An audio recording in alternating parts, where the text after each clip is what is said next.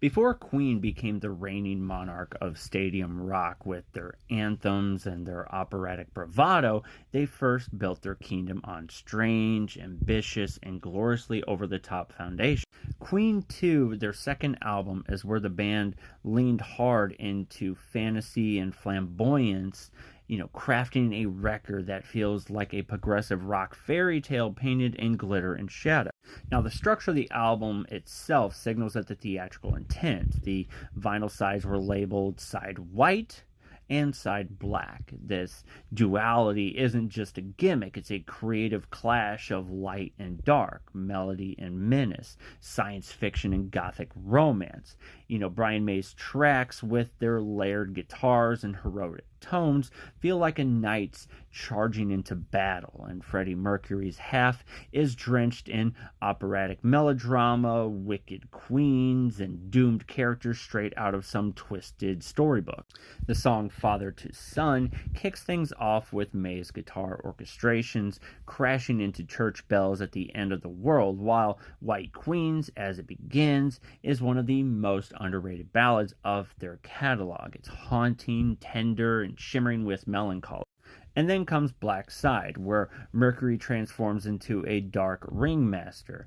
Ogre Battle is sheer chaos in the best way. It's like proto-metal carnival ride with riffs sharp enough to draw blood. And then, of course, the March of the Black Queen, a staggering multi-part epic that basically serves as a dress rehearsal for like Bohemian Rhapsody a year later.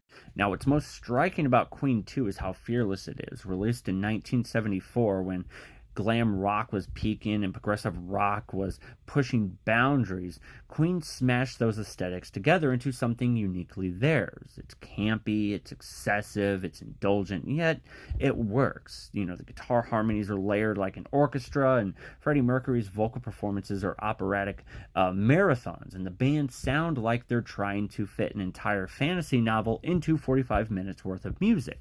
Now, is it perfect? Well, not exactly. It's messy, it's overstuffed, and so dramatic it makes Hamlet look subtle. But that's also the point. Queen 2 captures Queen before they streamlined their sound into chart-friendly rock royalty. Now, with this album, they're the unruly heirs of the throne, too ambitious for their own good, but already dazzling. So listening to Queen 2 today feels like stumbling into a dusty old theater and finding a young troupe rehearsing a show that's just as cusp of greatness. You can see the sparks that would eventually ignite into the stadium-filling fire of Bohemian Rhapsody and beyond. And honestly, the fact that it's a little messy, a little mad, and a lot of magical only makes it more endearing. So in conclusion, Queen 2 isn't just an album. It's a fever dream of glam rock, prog rock, heavy rock colliding into glorious chaos. It's Queen finding their identity by being unapologetically weird. And it's essential listening for anyone who wants to understand how one of rock's most legendary bands learned to wear the crown. So, if you haven't listened to this album, check it out. Let me know what you think.